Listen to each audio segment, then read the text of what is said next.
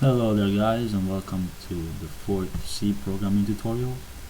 In today's tutorial we're going to go ahead and talk about how to get input from the user.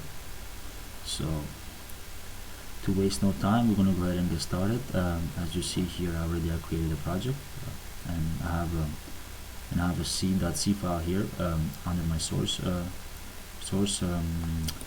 folder, and I call it input.c. So if you don't know how to create the project, or if you haven't seen the previous 3 tutorials, please go ahead and do that. They're very helpful.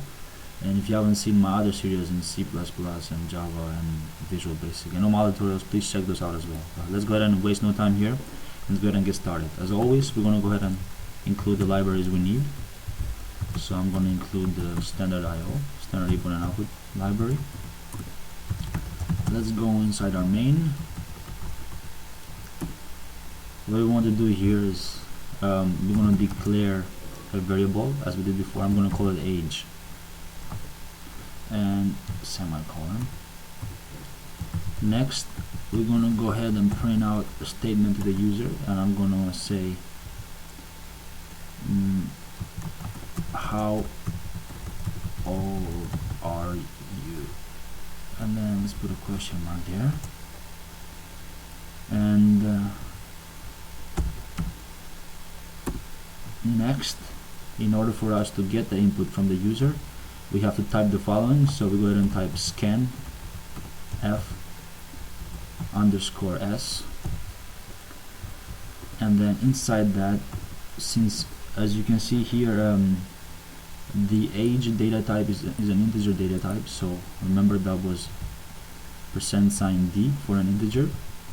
If again, this is from our previous tutorial, so go ahead and check those out if you don't know that. And next, we're going to go ahead and store that in the age variable.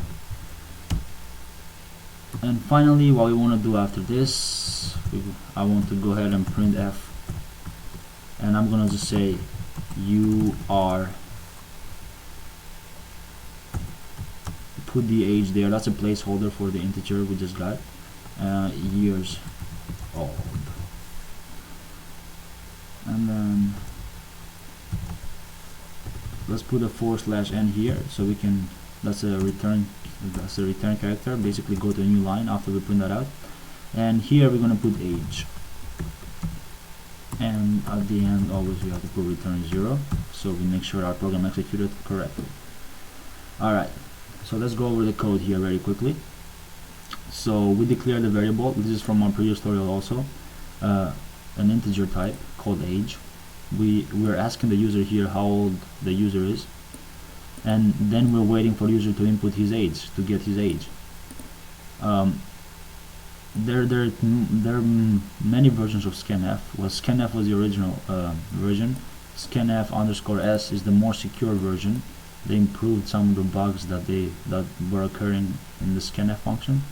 So this is the more improved, up-to-date version. And what we're doing here, we're getting so C is all about pointers, if you didn't know that. And here we're basically asking the user how old he is. When he inputs a number, then we're basically storing that number storing the number in a particular address in the memory, and we're making age, the variable age, point at that address, so we basically know where that so we basically storing the address of the variable here, so we know what it is. Once we do that, we go down here in the printf, and we print out UR, and then the $d is a placeholder for an integer, and we're printing out UR whatever, how many years old the user inputs. So let's say he says he's 25, and then it will be UR 25 years old, and then we print a new line here, and then we get the age variable. So basically here is the address. I mean, this is the basically the age that the user entered, and this will be placed here in the placeholder. So whatever variable or whatever number is in here will be printed out right here. So what we will see is you are blah blah years old. So let's go ahead and build this. You see it was built successfully, and let me go ahead and start without debugging. So he's asking me, we're right here, he's asking me how old are you. You see here, and I'm gonna say, let's say 24, and then he gets the input here using scanf, stores it in this in an address here. Well, it gets the address and puts it in the variable here in the age.